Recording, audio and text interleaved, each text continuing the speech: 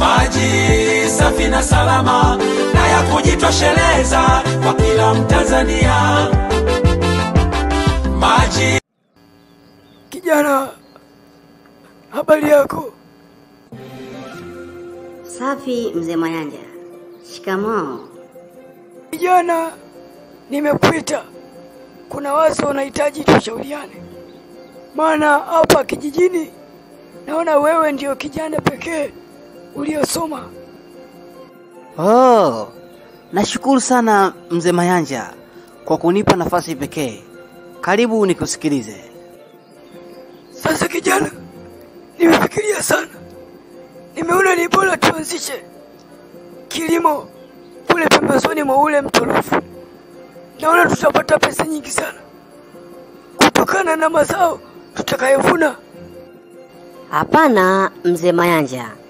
Wananchi wa Dar na Pwani wanapata maji safi na salama kutokana na mto huu. Hivyo, tukifanya kilimo pembezoni mwa mto huu tutasababisha madhara makubwa sana. Sasa hao wananchi wa Dar na Pwani sisi wanatusaidia nini? Sisi tupige pesa tu kupitia kilimo. Na ukizingatia kule pembezoni mwa mto kuna maji mengi sana. Hivyo tutapata urahisi wa kumwagilia mazao yetu.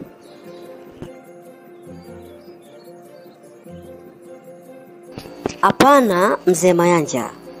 Serikali imewekeza pesa nyingi sana kupitia mamlaka yake ya maji ambayo ni DAWASA, ili tu wananchi wapate huduma ya maji safi yenye kukidhi mahitaji.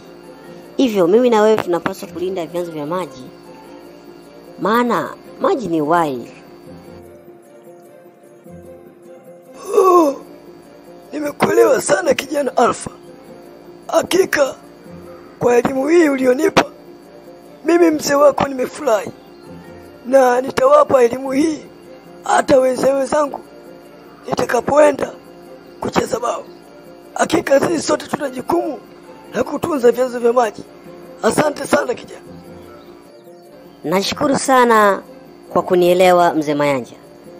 Sisi sote kwa pamoja tutunze vyanzo vya maji na tuendelee kupanda miti ili kuimarisha upatikanaji wa maji, na Mungu akubariki sana. Maji safi na salama na ya kujitosheleza.